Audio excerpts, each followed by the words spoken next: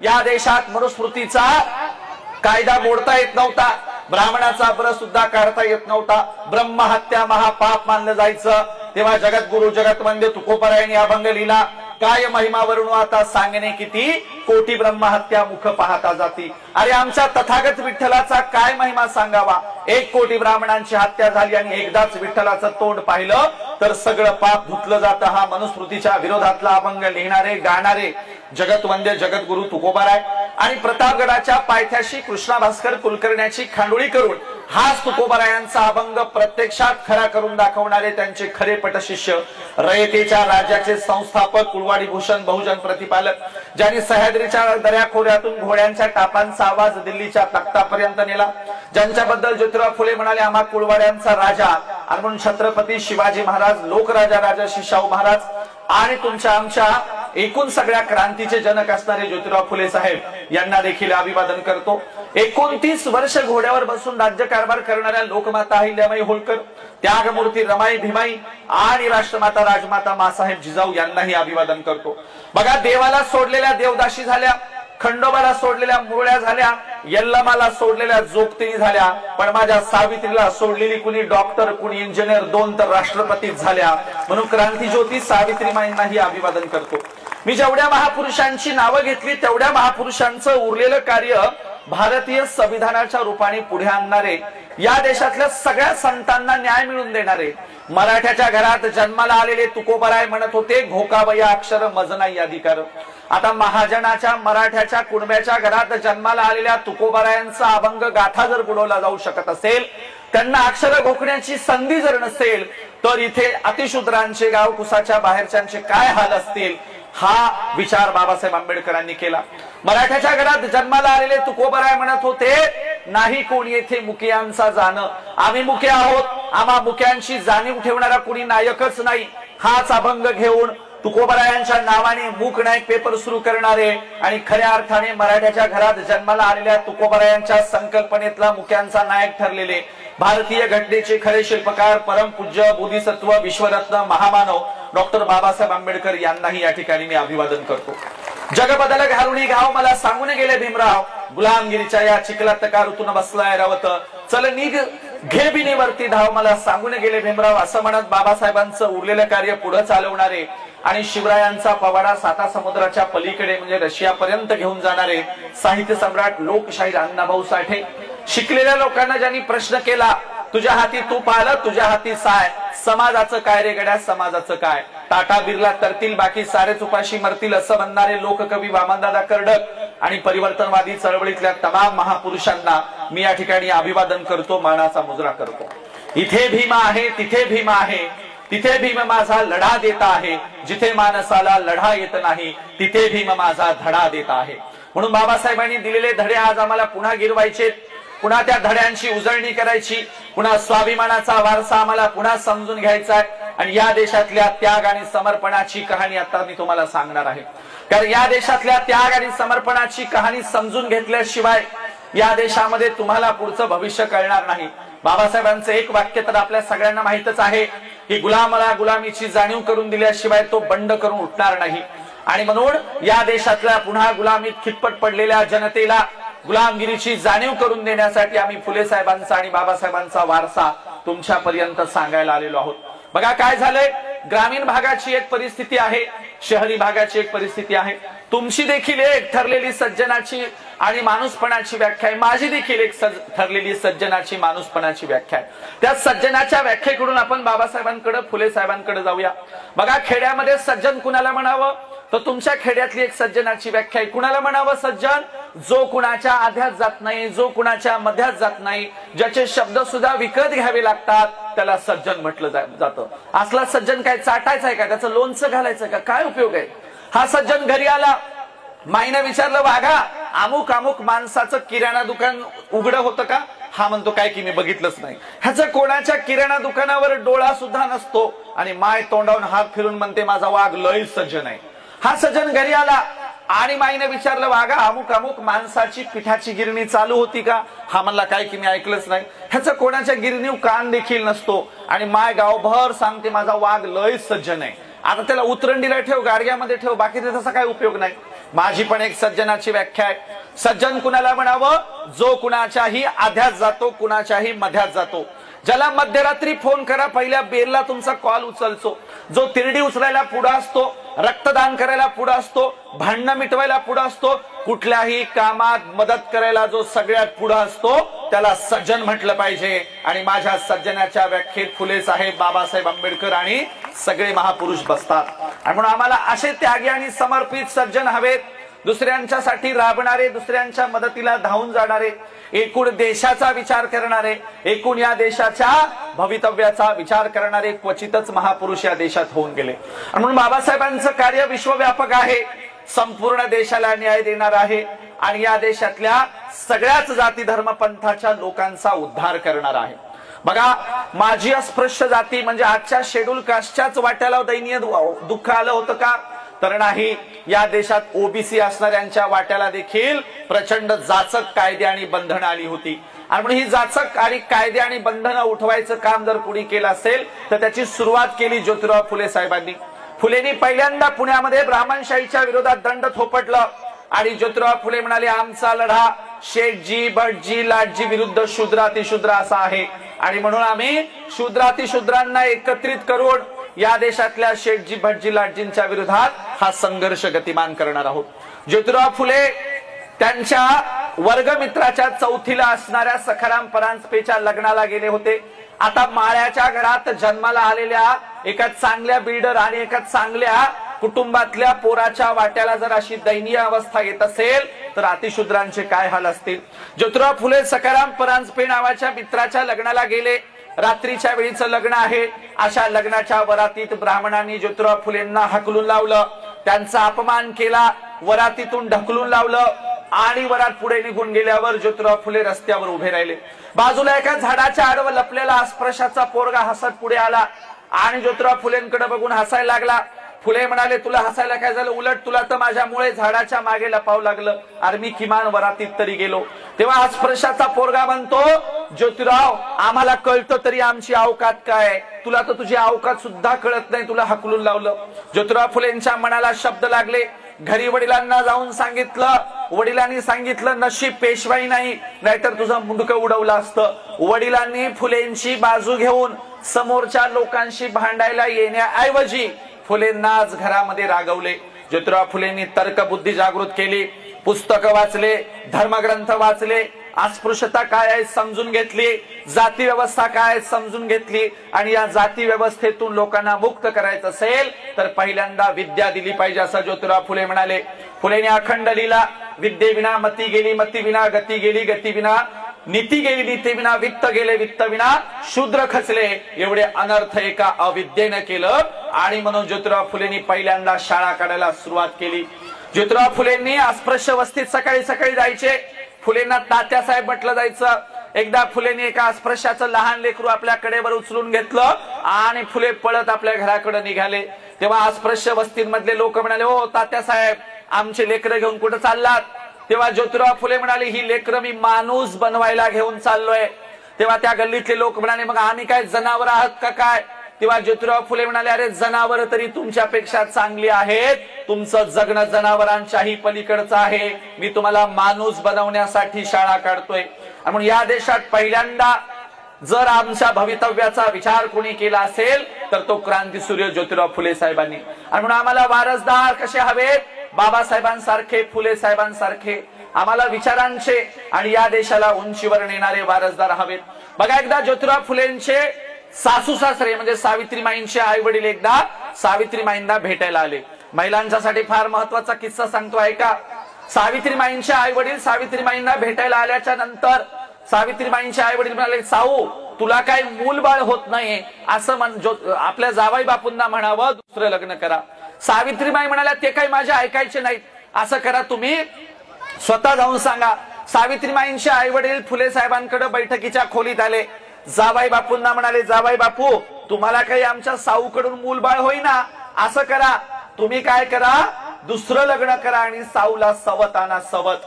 ज्योतिराव फुले म्हणाले, दरवेळेला मूलबाळ होत नसेल तर दोष काय स्त्रियांचाच असतो का? समजा मी सावित्रीला दुसरी सवत आणली आणि तिलाही मूलबाळ नाही झालं तर मग साऊला दुसऱ्या सवत्या आणाल का? दुसऱ्या सवत्या आणणार असाल तरच मी दुसरं लग्न करायला तयार आहे. सावित्रीबाईंचे आई वडील म्हणाले असला कसला जावई आहे बाबा, ऐकतच नाही, निघून गेले. बरेच दिवस झालं. पुन्हा सावित्रीबाई म्हणाल्या असं काय करता, दुसरं लग्न करा. ज्योतिराव फुले म्हणाले साऊ अगं दुसरं लग्न कशाला करायचंय? सावित्रीबाई म्हणाले आपण मेल्यावर आपल्या समाधीवर 4 फुलं व्हायला येणारा आपला वारसदार नको का?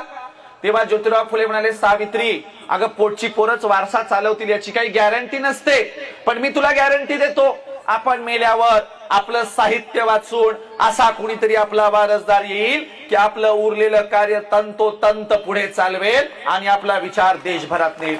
ज्योतिराव फुले गेले आणि फुले गेल्याच्या नंतर 1 वर्षांनी ज्यांचा जन्म झाला, ज्यांनी फुलेंना आयुष्यात कधीही पाहिलं नाही, परंतु फुलेंचं उरलेलं सर्वच्या सर्व कार्य ओळ वाईज दिनांक वाईज पुढे चालवलं, ते ज्योतिराव फुलेंचे खरे वंशज आणि खरे वारसदार म्हणजे डॉक्टर बाबासाहेब आंबेडकर आहेत. बघा फुले म्हणाले मांग महार निंदा ठावे नाही व्यथा जाळा म्हणू ग्रंथा एकदाची. यांच्या धर्मग्रंथात आमच्याबद्दल दयामया तर नाहीच आहे, परंतु आमची प्रचंड हेटाळणी केलेली आहे, असले ग्रंथ जाळले पाहिजेत. फुले साहेबांच्या जन्मशताब्दी वर्षाच्या निमित्ताने फुलेंना जन्मून 100 वर्ष झाल्याच्या वर्षी 25 डिसेंबरला रायगडाच्या पायथ्याशी महाडला मनुस्मृतीचं दहन केलं आणि फुलेंचे गुरु असणाऱ्या शिवरायांच्या समाधीचं दर्शन घेतलं. फुलेंना तर सॅल्यूट केलाच, फुलेंच्या गुरुला देखील सॅल्यूट केला आणि मनुस्मृतीचं दहन करून लोकशाहीवादी राज्याची संकल्पना महाडला बाबासाहेबांनी ठेवली.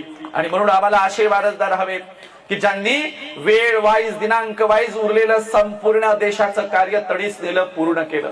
बघा मित्रांनो, आणि म्हणून इतिहास अशाच लोकांचा लिहिला जातो जे देशात काहीतरी चांगलं काम करतात. शुद्धोदनाच्या शेतात 1000 सोन्याचे नांगर चालायचे, पण इतिहास काही श्रीमंत असल्याबद्दल शुद्धोदनाचा लिहिला गेला नाही, तर सर्वस्वाचा त्याग करून संपूर्ण आशिया खंडात बिना चप्पलचा फिरल्याबद्दल, जनतेला माणुसकी शिकवल्याबद्दल, त्याग आणि समर्पणाबद्दल तथागत बुद्धाचा इतिहास लिहिला गेला. याचा असा अर्थ होतो इतिहास त्याग आणि समर्पणाचाच लिहिला जातो, श्रीमंतांचा लिहिला जात नाही. सम्राट अशोक जगाचे चक्रवर्ती राजे होते, पण रस्त्याने जाणाऱ्या सर्वसाधारण बौद्ध भिक्षूंच्या पायावर डोकं टेकवायचे. लोक म्हणायचे तुम्ही जगाचे चक्रवर्ती राजे आहात, उंच सिंहासनावर बसता, मग साधारण बौद्ध भिक्षूंच्या पायावर डोकं का टेकवता? तेव्हा सम्राट अशोक म्हणायचे इतिहास काही माझा राजा असण्याबद्दल आणि माझ्या संपत्तीचा लिहिला जाणार नाही, इतिहास त्या बौद्ध भिक्षूंच्या त्याग आणि समर्पणाचा लिहिला जाईल, म्हणून मी त्यांच्या त्याग आणि समर्पणाला सॅल्यूट करतो आहे. बघा सम्राट अशोकाच्या नंतर मध्ययुगीन भारताच्या कालखंडात या देशात बोल्लोबा मोरे नावाचे एक प्रचंड महाजन होते, श्रीमंत होते, पण इतिहास काही बोल्लोबा मोरेंचा लिहिला गेला नाही. सर्वस्वाचा त्याग करणारे आणि कर्ज खाती पाण्यात बुडवून आजूबाजूच्या परिसरातल्या लोकांना कर्जमुक्त करणारे आणि या देशात संतांचा वारसा पुढे चालवणाऱ्या जगद्गुरु जगतवंद्य तुकोबरायांचा इतिहास लिहिला गेला. याचा असा अर्थ होतो इतिहास काही श्रीमंतांचा लिहिला जात नाही, चांगलं काम करणाऱ्यांचा इतिहास लिहिला जातो. माझा एक प्रश्न आहे, तुम्ही कधी खेड्यात टाटा बाटा बिर्ला अंबानीचे पुतळे बघितलेत का? तुमच्या बिलोलीमध्ये नीता अंबानीचा पुतळा आहे का? तुमच्या बिलोलीमध्ये कुठल्या अनिल अंबानीचा कुठल्या जमशेद टाटाचा पुतळा आहे का? नसतो. खेड्यात नाही दिसणार, तालुक्यावर दिसणार नाही, मेट्रो सिटीत सुद्धा नाही. इतिहास काही टाटाच्या माईचा, बिर्लाच्या बायकोचा, अंबानीच्या आजीचा लिहिला जात नाही. इतिहास रमाई, भीमाई, अहिल्या, फातिमा आणि जिजाईचा लिहिला जातो. इतिहास त्याग आणि समर्पणाचा लिहिला जातो. म्हणून तुम्हाला अदानी अंबानीचे पुतळे दिसणार नाहीत, पण अंगावर चिंध्या पांघरून शब्दांचं सोनं वाटणाऱ्या गाडगे महाराजांचे पुतळे तुम्हाला जगभरात दिसतील. अरे ज्यांचं काही शिक्षण झालं नाही अशा गाडगे महाराजांचं अमरावती विद्यापीठाला नाव आहे, कारण इतिहास त्याग आणि समर्पणाची दखल घेतो, श्रीमंतांची नाही. आणि म्हणून माझ्या भावंडांनो, तुम्हाला त्याग आणि समर्पण समजून घ्यायचंय. या देशामध्ये आपल्या पूर्वजांनी प्रचंड मोठं बलिदान दिले, त्याग केलेला आहे. तुम्हाला त्यागमूर्ती रमाईचा प्रसंग सांगतो. आपण रमाईच्या बद्दल किती सुंदर गाणं ऐकलं की बाबासाहेबांच्या संपूर्ण जीवनामध्ये रमाई म्हणजे एक मोठं टपूर टिपूर चांदणं होतं. ह्या चांदण्याची कथा तुम्हाला सांगतोय. एकदा काय झालं, शाहू महाराजांना कळलं की कोणीतरी अस्पृश्याच्या घरातला पोरगा खूप शिकून आलाय, आपण त्याची भेट घेतली पाहिजे आणि त्याची मिरवणूक काढली पाहिजे. म्हणून शाहू महाराज मुंबईत बाबासाहेबांना शोधत आले. बाबासाहेब ज्या चाळीत राहत होते दुसऱ्या मजल्यावर, त्या चाळीच्या लाकडी जिन्यापाशी शाहू महाराज खाली आले. त्यांना लाकडी जिना चढून काही वर जाता येईना. मग त्यांनी एक माणूस पाठवला आणि बाबासाहेबांना निरोप पाठवला, कोल्हापूरचे राजे शाहू महाराज आलेत म्हणून. बाबासाहेब लुंगीवर होते, जसे आहेत तसे खाली आले आणि जगातल्या दोन महान पंडितांची, महान विद्वानांची, महान क्रांतिकारकांची भेट एका लाकडी जिन्यापाशी चाळीपाशी झाली. बाबासाहेब म्हणाले, अहो महाराज तुम्ही कशाला आले गरिबांच्या चाळीत? अहो मला निमंत्रण पाठवलं असतं तर मी स्वतः कोल्हापूरला आलो असतो. शाहू महाराज म्हणाले, नाही मला बघायचंच होतं की कोण तरुण इतकं शिक्षण घेऊन आलाय. हे बघा आम्ही तुमची तारीख घ्यायला आलो, तारीख द्या तारीख. बाबासाहेब म्हणाले, अहो कसली तारीख मागताय तुम्ही? आदेश द्यायचा, मी येणार त्या दिवशी. कोल्हापुरामध्ये बाबासाहेबांची मिरवणूक ठेवली. दिवस उजडला, हत्तीवर बाबासाहेबांना बसवलं गेलं, बँड पथक लावलं, हलग्या लावल्या, संपूर्ण कोल्हापुरातून मिरवणूक निघाली. बाबासाहेबांच्या मिरवणुकीसमोर साखर वाटली गेली. मिरवणूक शाहू पॅलेस समोर आली. हत्ती खाली बसला. हत्तीच्या अंबारीतून बाबासाहेब खाली उतरले आणि शाहू महाराज पुढे आले. शाहू महाराजांनी स्वतःच्या डोक्यावरचा लाल रंगाचा जरीचा फेटा काढला, बाबासाहेबांच्या डोक्यावर घातला आणि म्हणाले, आज राजेशाही संपली, आता ज्ञानाची राजवट सुरू झाली आणि देशाचे राजे तुम्ही होणार आहात. शाहू महाराज दूरदृष्टी राजे होते. 2-3 वेळा कार्यक्रमात म्हणाले, आता तुम्हाला तुमचा नेता मिळालाय, तुम्हाला तुमचा राजा मिळालाय, देशाचा उद्धार करता मिळालाय. बघा संविधान लिहायच्या अगोदरच शाहू महाराजांनी बाबासाहेबांच्या बद्दल भाकीत केलं होतं की हे प्रचंड मोठे देशाचे नेते होणार आहेत. बाबासाहेबांना जरीचा लाल रंगाचा फेटा घातला. बाबासाहेब घरी गेले, डोक्यावरचा लाल रंगाचा जरीचा फेटा काढला, रमाईच्या हातात दिला. रमाईनं फेट्याची घडी केली, लाकडी संकात फेटा ठेवून दिला. बरेच दिवस झाले. इंग्रज अधिकारी म्हणाले, मिस्टर आंबेडकर तुम्ही नेहमीच कार्यक्रमाला येता, जरा तुमच्या मिसेसला घेऊन या की, तुमचा जोडीने दोघांचा सत्कार करणार आहोत. बाबासाहेबांनी घरी निरोप पाठवला, रामूला म्हणावं तयार होऊन ये. बाबासाहेब रमाईला रामू म्हणायचे. रमाईच्या पुढे प्रश्न पडला. साहेबांनी सांगितलंय तयार होऊन जायचंय. तयार होऊन जायचं म्हणजे कसं जायचं? आमच्या रमाईने दोरावरच्या सगळ्या साड्या काढल्या. कोणती साडी फाटलेली आहे, कोणतीला ठिगळे लावलेत, कोणतीला नखी किनार नाही, कोणतीला पदरच नाही, कोणतीला छिद्र पडलेत. काही साड्या दांडी केलेल्या साड्या होत्या. आपल्या मराठवाड्यातल्या सगळ्या महिलांना दांडी केलेली साडी कळते. कोल्हापूर, नाशिक, पुणे भागात सांगावं लागतं दांडी केलेली साडी म्हणजे काय. 2 वेगवेगळ्या रंगाच्या साड्या एकत्र शिवल्या की त्याला आपण म्हणतो दांडी केलेली साडी. अशा आमच्या रमाईच्या फाटक्या तुटक्या साड्या, लुगडे, काय करावं? साहेबांनी तर तयार होऊन बोलवलंय. आमची रमाई मधल्या खोलीत गेली, लाकडी संदूक उघडला आणि माझ्या बाबासाहेबांची लाज राखण्यासाठी शाहू राजाचा लाल रंगाचा जरीचा फेटा नेसून माझी रमाई कार्यक्रमाला गेली. रमाई कार्यक्रमाला गेली, स्टेजवर जाऊन बसली. बाबासाहेब आंबेडकर लांबून गाडीतून उतरले आणि स्टेजच्या दिशेने जाताना विचार करतात, अरे माझ्या रामून कुणाचा बरं शालू नेसून आली? माझ्या रामूला मी कधीच एवढा महागडा शालू घेतला नाही, आज लाल रंगाचा जरीचा शालू कुणाचा बरं माझी रामू नेसून आली? अरे मी इतक्या देशात फिरलो, बाहेरच्या देशात गेलो, पण रामूला कधीही महागडा शालू आणू शकलो नाही, साडी आणू शकलो नाही, तिला फुटका मणी सुद्धा मी करू शकलो नाही, पण आज माझी रामू कुणाचा बरं शालू नेसून आली? जसे जसे बाबासाहेब आंबेडकर स्टेजच्या दिशेने जातात, स्टेजच्या पायऱ्या चढायला लागतात, तसं लक्षात येतं, अरे माझी रामू माझी लाज राखण्यासाठी शाहू महाराजांचा जरीचा फेटा नेसून आली आहे. बाबासाहेबांच्या डोळ्यातून थेंब ओघळणार तेव्हा बाबासाहेब ठरवतात रामूकडे बघायचं नाही. रामूकडे बघितलं तर रामू देखील रडेल आणि आपल्या डोळ्याला अश्रू येतील. बाबासाहेबांनी ठरवलं खाली बघायचं. रमाईच्या लक्षात आलं, साहेबांनी ओळखलंय मी शालू नाही फेटा नेसून आली आहे. तेव्हा रमाईनं पण ठरवलं साहेबाकडे बघायचं नाही, चुकून साहेबांना किंवा मला रडू आलं तर प्रसंग वेगळा होईल. म्हणून रमाईने ठरवलं पायाकडे बघायचं. खाली रमाईनं जे मुंडकं घातलं ते वर केलंच नाही. कार्यक्रम संपला. दोघेही गाडीतून घरी जात होते. संपूर्ण गाडीमध्ये कुणीच बोलत नव्हतं, सगळे चिडेल चूप होते. घरी गेल्याच्या नंतर साहेबांनी अंगावरचा कोट काढून रमाईच्या हातात दिला तेव्हा रमाईच्या डोळ्यांना अश्रुधारा लागल्या होत्या.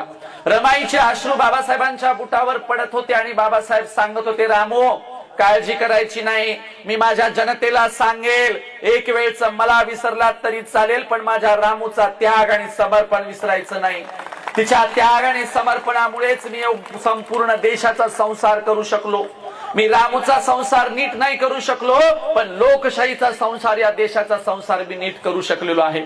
आणि म्हणून रमाईच्या त्याग आणि समर्पणामुळे आम्हाला चांगले दिवस आलेत.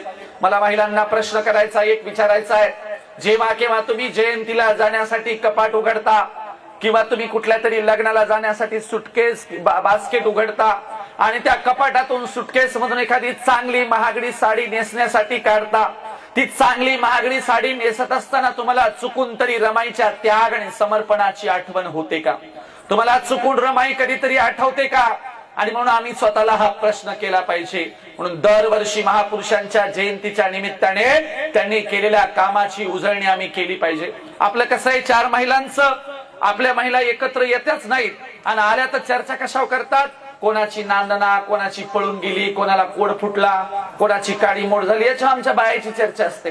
पण घरात कधी रमाई, भीमाई, आईल्या, फातिमा, जिजाईची चर्चा नसते. कधी रमाईच्या त्यागाची चर्चा नसते. एका गावामध्ये शेड्यूल कास्टला जागा सुटली सरपंच पदाची. मग बाई झाली सरपंच. मग अधिकारी आले, सरपंच कोण आहे, सरपंच कोण आहे? म्हणजे बाई पुढे आली, म्हणली सरपंच नाही, मीच सरपीण आहे, म्हणली मीच गावची प्रमुख आहे. आता बाई मोठ्या त्यागाने सरपीण झाली. सरपीण झाली तर झाली, इकडून 5% खाय, तिकडून 10% खाय, इकडून वड तिकडून वड, मस्त 2 मजली बंगला बांधला. चांगली एका दिवशी महागडी साडी नेसली, गावभर फिरली. गावचे लोक गेले कदरून, म्हणले एवढी सगळीला आम्ही सरपंच केलं, गावचा विकास गेला बोंबलं, स्वतःचाच विकास केलाय म्हणले. मग बाया म्हणले हिला विचारायचीच नाही कितीला साडी घेतली म्हणून. अख्खं गावभर फिरलं, कोणीच विचारेना कितीला घेतली. संध्याकाळ झाली, बोळीचा रस्ता लागला, अरुंद रस्त्याने पाय आपटीत, दन दन पाय आपटीत घराकडे निघाली. घराकडे आणणाऱ्या रस्त्याने जाताना रस्त्यात एक कुत्री झोपली होती. कुत्रीच्या शेपटी पाय पडला. कुत्री म्हणली काय कोण? ही म्हणली आजच घेतली 10,000 रुपयाला. कोणीच विचारेना कुत्रीला सांगायली. अशी आमची सगळी अवस्था आहे, परिस्थिती आहे. आणि म्हणून शेजाऱ्या पाजाऱ्यांशी तरी संवाद ठेवला पाहिजे, ग्रामीण जनतेशी संवाद ठेवला पाहिजे, एकमेकांशी संवाद ठेवला पाहिजे, तरच आपल्या देशाचा, गावाचा, राष्ट्राचा विकास होणार आहे. आम्ही स्वार्थी होत चाललो. तो आमचे सत्यपाल महाराज नेहमी सांगतात, आपलं कसं आहे, बाल्याची माय बाली आणि 10 बाय 10ची खोली. आपलं कसं आहे, माझी बाडी, माझी गाडी, माझ्या बायकोची साडी, याच्या पलीकडे काही आम्ही विचार करत नाही. शेजारचा मेला काय गेला काय त्याच्याशी आम्हाला काही घेणं देणं नसतं. अहो शेजाऱ्याचं सोडा, एका कुटुंबात सुद्धा संवाद उरलेला नाही. संवाद, टीव्ही चालू असते, कोणतं तरी बाहेरून येतंय, रिमोट हातात घेतय, उकड बसूनच गचगच खातय जातय. दुसरं येतंय, सोफ्यावर बसतय, तसंच खातय. तिसरं येतंय, टीव्ही बघतय, तसंच खातय. कुणाचा कुणाला ताळमेळ नसतो. कुटुंबाची परिस्थिती सुद्धा अशीच आहे. मी एका गावात कीर्तनाला चाललो होतो आणि रस्त्यामध्ये पांडीचा अरुंद रस्ता होता आणि 1 जणाचे गुरढोर उभे होते. मी त्या 1 जणाला म्हणले आम्हाला जायला उशीर व्हायला आणि ती जनावर काढ. म्हणलं कुणाची ती गुरढोर? ते म्हणला वासरू माहिती म्हणला कोणाचं आहे, ती गाय नाही माहित कोणाची. बरं म्हणलं काढ बाबा कुणाचं आहे ते वासरू? ते म्हणला वासरू त्या गायीचं आहे म्हणला, पण गाय नाही माहित कोणाची आहे म्हणला. लय शहाणा झालास का म्हणलं, सरक बाजूला. जनावर बाजूला काढले, कार्यक्रमाला गेलो, कीर्तन संपलं. कीर्तन संपल्या, पोरग स्टेजवर आलं. म्हणलं महाराज मायछान किंवा म्हणला लय भारी बोलतात, चला तुम्हाला चहा प्यायला नेतो आपल्या घरी. म्हणलं मी चहा पित नाही, म्हणला दूध पाजतो, चला तर खरी. घराकडे नेताना एवढा मोठा म्हशीचा गोठा होता. म्हणलं का रे, ह्या सगळ्या म्हशी तुमच्याच आहेत का? म्हणला हो. मी म्हणलं सगळ्यात दूध देतात का? म्हणला महाराज येडे झालं काय, म्हशी कुठे दूध देतात का? काढावं लागतंय म्हणला, मनानं देत नसतात म्हणला. म्हणलं एवढा शहाणा आहेस का, मग शाळेत का जात नाही? मगाशी तर गुराढोरांच्या मागे होता. म्हणला जातो शाळेत. मग म्हणलं तू कितवीत आहेस? म्हणला मी 9वीत आहे. 9वी. मी म्हणलं बिलकुल वाटत नाही 9वीत म्हणून. म्हणला मोजून बघा 9वीत आहे म्हणलं, 20. असा पोरगा माझी काडी मलाच लावायला लागला. मला एवढा शहाणा आहेस का? अंगणात गेलो, बापाचा चप्पल बूट दिसले अंगणात. हे मला मायच्यान किंवा महाराज तुम्हाला दूधही पाजू शकत नाही, चहा बी नाही. म्हणलं का? म्हणलं आमचं डंगर घरीच आहे म्हणला. म्हणलं मग काय झालं? म्हणला बाप बाहेर गेल्याशिवाय मी घरी जात नाही. नाही तर बापाच्या देखत जेवायला बसलं ना, बाप म्हणते याला येतच नाही, याला जमतच नाही, हे मूर्खच आहे, हे नालायकच आहे. कधी कधी तर माझा बाप म्हणते ही गेलेली कॅशेटच आहे. मग मला वाटायला लागलं मी खरंच गेलेली कॅशेट आहे काय की. म्हणून बऱ्याच घरात बापदारात, लेक घरात, लेक घरात बापदारात एकमेकांचा संवाद नाही. लेकरांना काही पाहिजे असेल तर लेकर माईला म्हणतात आई म्हणणं तू पप्पाला दे म्हणून. आणि मग पोराची माय म्हणते द्यानं काऊन, पोरग खूप दिवस झालं मागायलंय. आणि मग पोराच्या माईच्या सांगण्यावरून बाप पोराच्या माईकडे देतो आणि माय मग पोराकडे देते. असा घरात, ज्या घरात संवाद नसेल त्या घरामध्ये बाबासाहेब आंबेडकर नाही होऊ शकणार. कारण रामजी आंबेडकर आणि बाबासाहेब आंबेडकर हे आम्हाला सूत्र समजून घ्यावं लागतं. पगारीतले पैसे वाचवून, आपली पेन्शन वाचवून आपल्या मुलांच्यासाठी पुस्तकं विकत घेणारा एकमेव बाप म्हणजे रामजी आंबेडकर होते। आपल्या घरातल्या मुलाला कशाचीही कमी पडू नये याची सतत चिंता करणारे रामजी आंबेडकर होते। आणि आपल्या घरातले बाप पोरग 5 वर्षाचं नाही झालं की त्याच्या हातात लगेच मोबाईल देते आणि मोठेपणाने सांगतात त्याला स्टेटस ठेवता यायलंय, मोठेपणाने सांगतात त्याला सगळं व्हिडिओ कॉलिंग जमायली। अरे ती काय मोठेपणाची बाब आहे का? सांगा त्यांनी त्याच्या बालवयात बाबासाहेबांचं चरित्र वाचलंय, सांगा त्यांनी त्याच्या बालवयात फुले साहेबांचं चरित्र वाचलंय। आणि आम्हाला पुस्तक वाचणाऱ्या पिढ्या पाहिजेत, आम्हाला महापुरुषांचा वारसा चालवणाऱ्या पिढ्या पाहिजेत, आम्हाला सगळ्या क्षेत्रात तरबेज असणाऱ्या पिढ्या पाहिजेत। आणि म्हणून तशा पिढ्या घडवायच्या असतील तर पहिल्यांदा मायबाप घडले पाहिजे आणि म्हणून त्या मायबापांच्यासाठी हा कार्यक्रम आहे। लक्षात घ्या, सांगावं किती हो, या देशात महापुरुषांचं इतकं व्यापक काम होतं, ते व्यापक काम आम्हाला सांभाळता आलेलं नाही। बाबासाहेब आंबेडकर म्हणाले होते, हा माझा परिवर्तनाचा रथ आहे, मी मोठ्या नेटाने इथपर्यंत आणलाय। हा परिवर्तनाचा रथ तुम्हाला पुढे नाही नेता आला तरी चालेल, पण त्या रथाला मागे खेचू नका। परंतु आज आम्ही काय केलंय, तो परिवर्तनाचा रथ ज्या जागेपर्यंत बाबासाहेबांनी आणला होता तो पुढे तर आम्ही नेऊ शकलो नाही, उलट त्या रथाच्या दांड्या विकून खाल्ल्या, त्या रथाचे चाक विकून खाल्ले, त्या रथाचे पार्ट विकून खाल्ले आणि म्हणून आज आमची अशी अवस्था आहे।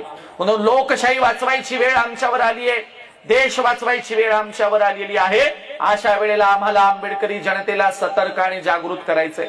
अशा वेळेला आम्हाला या देशातल्या महापुरुषांचा जे वारसा चालवतात त्या लोकांना सतत सतर्क आणि जागृत करायचंय। बघा बाबासाहेबांच्या काळात माणसं कशी होती ना आताची माणसं कशी आहेत। एकदा काय झालं, बाबासाहेब समुद्र किनाऱ्यावर पुस्तकांच्या ट्रंका घेऊन उतरले आणि आपल्या घराकडे जाणार, तोच तिथं काही माणसं बाबासाहेबांच्या दिशेने आली आणि माझ्या रिक्षात बसा, माझ्या रिक्षात बसा म्हणून भांडायला लागली। तोपर्यंत एका वाळलेल्या अगदी हडकुळ्या माणसाने बाबासाहेबांच्या पुस्तकांच्या बॅगा घेतल्या आणि आपल्या पायंडल सायकल रिक्षामध्ये नेऊन ठेवल्या। बाबासाहेब त्याच्याकडे गेले, म्हणाले, हे बघ माझ्या घराचा रस्ता चढाचा आहे, दुसरं माझं वजन आणि 2 बॅगांचं वजन तुला तोलणार नाही, तुला सायकल पायडल रिक्षा चालवता येणार नाही, मी दुसरा कोणीतरी माणूस बघतो, परंतु तुझ्या रिक्षातल्या बॅगा माझ्या उतरून दो। तो माणूस म्हणाला, हे बघा साहेब, माझ्या रिक्षात बॅगा ठेवल्या तर तुम्हाला कोणीच नेणार नाही, कारण तुम्ही माझे झाले, आता तुम्हाला याच रिक्षातून यावं लागेल। रिक्षा चालवणाऱ्याला माहितच नाही आपल्या रिक्षात बसणारी व्यक्ती कोण आहे। बाबासाहेबांच्या घराचा रस्ता लागला, चढाचा रस्ता, रिक्षा चालवणाऱ्याला रस्ता काही चढना, कमरेतून पूर्ण ओझं त्या हँडलवर टाकलं आणि पायंडलवर पाय दाबायला सुरुवात केली। पायंडल काही दबता दबेना, हँडलवर पूर्ण ओझं पडलंय, माणसाचा तोल समोरून पुढे गेला आणि अगदी तोंडावर माणूस पडला। रिक्षा बाजूला जाऊन आदळला, बाबासाहेब कसे तरी रिक्षातून उतरले, माणूस जमिनीवर पडलाय, बाबासाहेब त्याच्याकडे गेले, त्याच्या दोन्ही खांद्याला धरलं, उठून उभं केलं, उठून उभं करेपर्यंत साहेबांच्या लक्षात आलं त्याचं अंग तापेनं फणफणलंय, त्याला प्रचंड ताप आलाय। बाबासाहेब म्हणाले, अरे तू आजारी आहेस, तुला ताप आलाय आणि तू कशाला रिक्षा चालवतो, मी तुला सांगितलं नव्हतं का माझ्या घराचा रस्ता चढाचा आहे, तुला चढणार नाही, आणि काय चालवलं हे। बाबासाहेबांनी खिशात हात घातला, पैसे दिले, सांगितले, हे पैसे घे, दवाखान्यात जा, इथून माझं घर जवळ आहे, मी कुणाला तरी बोलवेल आणि माझ्या बॅगा घेऊन जाईल। त्या माणसाने पैशाच्या पाकिटाला किंवा पैशाला हात सुद्धा लावला नाही। माणूस मागे सरकला, म्हणाला, नाही साहेब, जोपर्यंत तुम्हाला तुमच्या घरी नेऊन पोहोचवत नाही तोपर्यंत या पैशावर माझे अधिकार नाहीत, आणि मी काही कच्च्या गुरुचा चेला नाही, माझ्या गुरुने नाही सांगितलं असं कोणाचे पैसे घ्यायचे म्हणून, तुमचं काम करेल तरच या पैशावर माझा अधिकार आहे।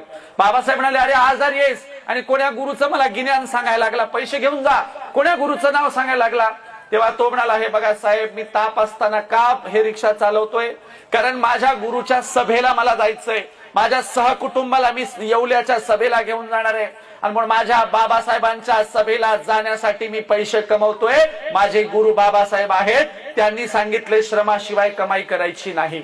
बाबासाहेबांनी डोळ्यावरचा चष्मा काढला आणि म्हणाले, अरे वेड्या, ज्या गुरुचं नाव घेतोस, ज्या गुरुच्या सभेला जाण्यासाठी एवढी तयारी करतोय, तो डॉक्टर बाबासाहेब आंबेडकर तुझ्या समोर उभा आहे, मीच आंबेडकर आहे।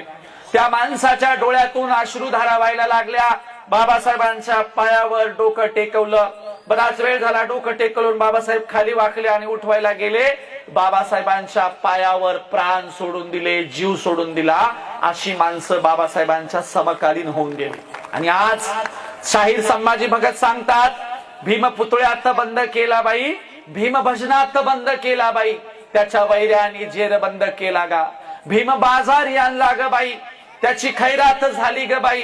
म्हणजे सगळ्यांनी वाटून घेण्याचा कार्यक्रम अलीकडच्या काळात चालू ठेवला असं शाहीर संभाजी भगत सांगतात.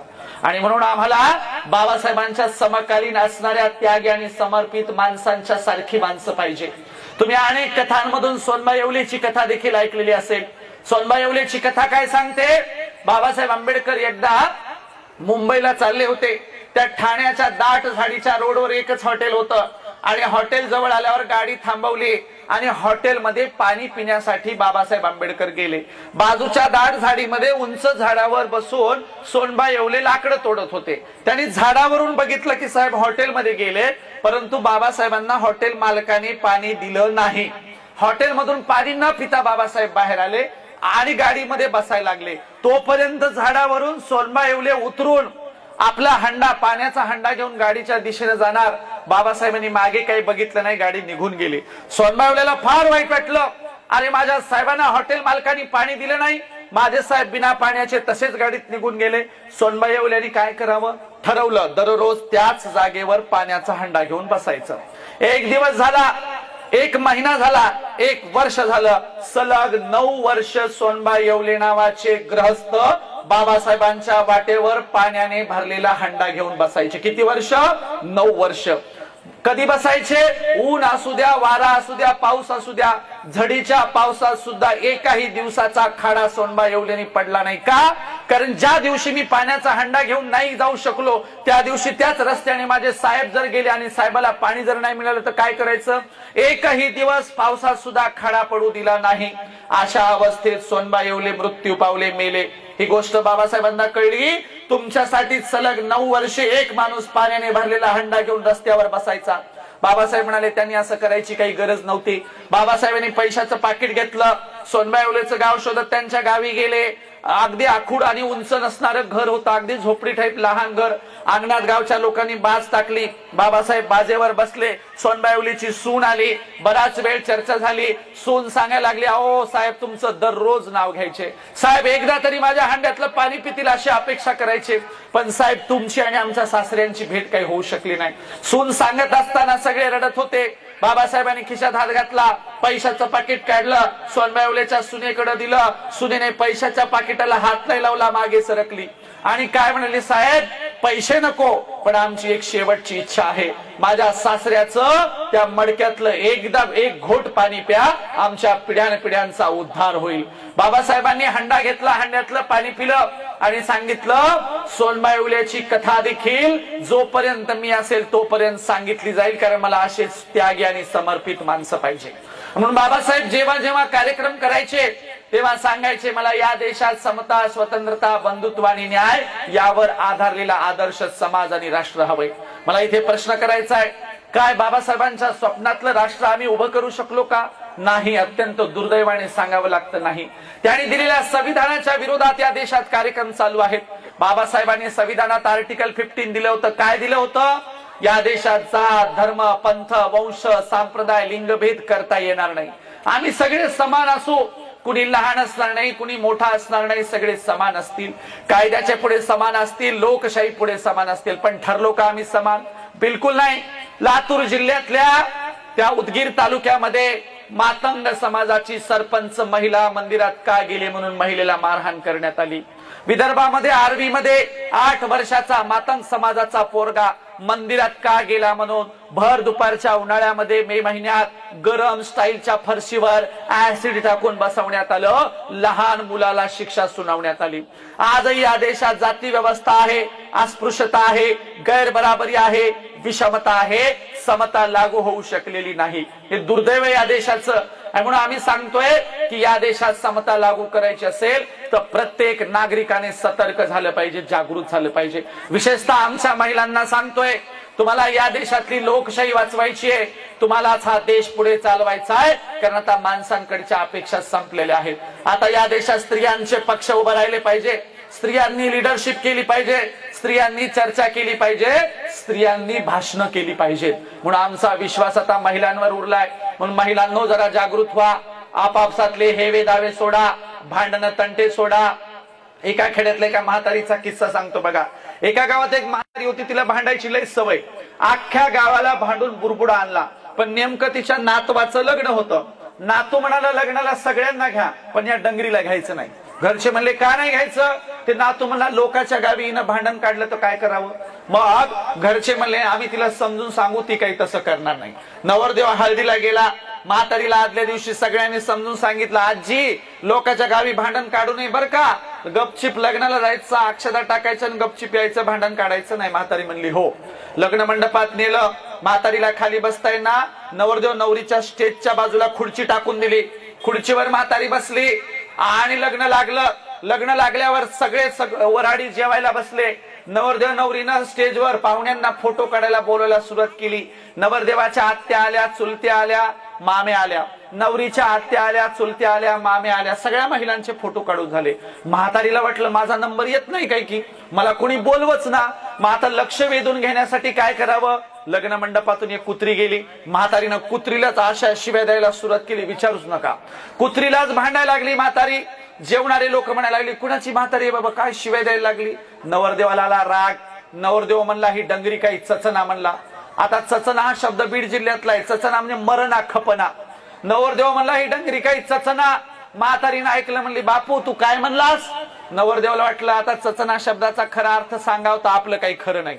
मग नवरदेव म्हणला अगं आजी चचना म्हणजे जेवणास, तू जेवली नाहीस का? आणि जेवून घे बरं। आता म्हातारीला चचना शब्दाचा खराच अर्थ माहित नव्हता का? माहित होता। मग म्हातारीला हुशार, म्हातारी म्हणली मपलं काय बापा, अगोदर नवरदेव नवरी चचल, मग नवरदेव नवरीचे मायबाप चचतील, मग सगळं वऱ्हाड चचल, मग सगळं गणगोत चचल, मग सगळं गाव चचल। मपलं काय, मी चचली तर चचल नाही तर तशीच पचल म्हणली। असा कार्यक्रम आपल्या महिला मंडळाचा। आणि म्हणून आपण आता संपूर्ण इतिहास समजून घेतला पाहिजे। या देशाचा इतिहास बाबासाहेब आंबेडकरांनी एक पुस्तक लिहून सांगितला, कुठला? क्रांती आणि प्रतिक्रांती या देशाचा इतिहास आहे। जेव्हा केव्हा आमची छोटीशी क्रांती होते तेव्हा त्यांची पुन्हा प्रतिक्रांती होते। तथागत बुद्धाच्या विचारधारेवर सम्राट अशोकाचं राज्य चालत असताना पुष्यमित्र शुंग नावाच्या ब्राह्मणाने सम्राट अशोकाच्या नातवाची बृहद्रथाची हत्या केली आणि या देशात प्रतिक्रांती झाली। ब्राह्मणवादी धर्मग्रंथांची निर्मिती झाली। या देशात बौद्ध भिक्षूंचं कत्तल करणाऱ्यांना मुठभर मोहरा बक्षीस दिल्या जायच्या। एकही बौद्ध भिक्षू या देशात जिवंत ठेवला गेला नाही। नालंदा जाळलं गेलं, तक्षशिला नष्ट करण्यात आली, विक्रमशिला जमीनदोस्त करण्यात आली, तथागताच्या नावावरची सगळी विद्यापीठं जमीनदोस्त करण्यात आली। कुमारील भट्ट नावाच्या ब्राह्मणाने शंकराचार्यांना पुढाकार घेऊन या देशामध्ये बौद्ध भिक्षूंना उकळत्या तेलात टाकलं। इतकी प्रचंड अवस्था या देशामध्ये केली। आणि म्हणून मित्रांनो तुम्हाला समजून घ्यायचा या देशाचा इतिहास क्रांती आणि प्रतिक्रांतीचा आहे। जर तुम्ही तुमचा इतिहास विसरलात तर तुमच्या इतिहासाचा गैरवापर झाल्याशिवाय राहणार नाही। तुमच्या इतिहासाचा वापर करून तुम्हाला गुलाम केलं जाईल। आणि म्हणून तुम्हाला गुलाम व्हायचं नसेल तर चांगल्या पद्धतीने तुम्ही जगायला शिकलं पाहिजे, पुस्तकं वाचायला शिकली पाहिजे। माझा समोरच्यांना एक प्रश्न आहे, बाबासाहेबांचं एक तरी पुस्तक वाचलेले किती लोक आहेत? त्यांनी हात वर करावं। बाबासाहेबांचं एक तरी पुस्तक वाचलेल्या लोकांनी हात वर करायचं आहे। या बाजूला 2-3 हात आलेत आणि पाठीमागे 2-3 हात वर आलेत। महिला मंडळात बिचारी एक तरी आहे की नाही बघू द्या मला। 2-3-4 तिकडे पलीकडे पण खूप आहेत। महिला मंडळात एका गोल कोपऱ्यामध्ये जरा 2-4 हात वर आलेत। या महिलांच्यासाठी एकदा जोरदार सगळ्यांनी टाळ्या वाजवा। बाबासाहेबांचं एक तरी पुस्तक वाचलेली माणसं आमच्याकडे आहेत। इथून गेल्यावर संकल्प करायचा, वर्षभरामध्ये बाबासाहेबांची किमान मोजकी पुस्तकं तरी मी वाचणार आहे। कोणती कोणती? मुक्ती कोण पथे, बाबासाहेबांचं स्वतःच आत्मचरित्र नानकचंद रत्तू यांनी लिहिलेलं, आणखीन क्रांती प्रतिक्रांती, आणखीन बुद्ध आणि त्यांचा धम्म, आणखीन बाबासाहेबांनी लिहिलेलं अस्पृश्य मूळचे कोण, आणखीन बाबासाहेबांनी लिहिलेले इतर सगळे खंड, किमान त्यांची भाषणं तरी आम्ही वाचली पाहिजे। एवढी पुस्तकं पुढच्या जयंतीपर्यंत वाचण्याचा संकल्प आज आम्ही करतो आहोत असं ठरवून टाका। महापुरुषांची पुस्तकं वाचली पाहिजे, मोडक्या तोडक्या शब्दात इतरांना सांगितलं पाहिजे। आणि म्हणून सांगण्यासारखं बरंच आहे। आपण समारोपाकडे जाऊया। मी महापुरुषांच्या त्याग आणि समर्पणाच्या काही गोष्टी सांगितल्या। जाताना तुम्हाला एवढंच सांगेल की दुसऱ्याचं चांगलं व्हावं असा विचार केला पाहिजे। दुसऱ्याचं वाईट झाल्यावर आपल्याला दुःख वाटलं पाहिजे। आपल्याकडे उलटी माणसं आहेत बघा, उलटी कशी? दुसऱ्याचं चांगलं झालं की वाईट वाटतं, आणि दुसऱ्याचं वाईट झालं तर चांगलं वाटतं. एक जण माझ्याकडे आला आणि म्हणला महाराज द्या टाळी. त्याला टाळी दिली, लय खुश उड्या मारायला लागला. म्हणलं कस काय रे खुश? ते म्हणलं आमच्या शेजाऱ्याला लॉटरी लागली. मी म्हणलं पहिला माणूस बघायलो शेजाऱ्याला लॉटरी लागल्यावर आनंदी झालेला. ते म्हणलं तसं नाही, तुम्हाला नाही कळायचं. म्हणलं कस काय? म्हणला त्यांचं लॉटरीचं तिकीटच सापडणं. म्हणला त्यांचं लॉटरीचं तिकीट हरवलंय म्हणून याला आनंद झालाय. एक जण डॉक्टर कडे गेला. म्हणला डॉक्टर साहेब माझ्या पोटात दुखायलंय. डॉक्टर म्हणले कधीपासून दुखायलंय? हा म्हणला शेजाऱ्याने बंगला बांधलाय तेव्हापासून दुखायलंय. म्हणजे लोकांना घर बांधलं की याच्या पोटात दुखायला, असा कार्यक्रम आहे. म्हणून दुसऱ्याचं चांगलं झालं तर आपल्याला चांगलं वाटावं, दुसऱ्याचं वाईट झालं तर आपल्याला दुःख व्हावं, असा आपला स्वभाव असावा. नेमका उलटा झालाय. हजारो वर्षापासून आमच्याकडे महापुरुष सांगत आलेत की अरे आम्ही बदललं पाहिजे, आमच्या कुटुंबाचा घराचा विकास झाला पाहिजे, आणि म्हणून या बदलासाठी तुम्ही सगळेजण साथ सहयोग द्याल अशी तुमच्याकडून अपेक्षा करतो. आणि जाताना एवढंच सांगेल, बाबासाहेब सूर्याला म्हणाले तू तिथला तर मी इथला सूर्य आहे. बाबासाहेब सूर्याला म्हणाले तू तिथला तर मी इथला सूर्य आहे. चल परिवर्तनाचा करार करू. तू ताऱ्यांना प्रकाशमान कर, मी साऱ्यांना प्रकाशमान करेल, मी साऱ्यांना प्रकाशमान करेल. आणि म्हणून तुम्ही इथून जाताना काहीतरी चांगलं घेऊन जाल अशी अपेक्षा करतो. बाबासाहेबांचा विचार पुढे चालवाल अशी अपेक्षा करतो. देशाला वाचवाल अशी तुमच्याकडून अपेक्षा करतो.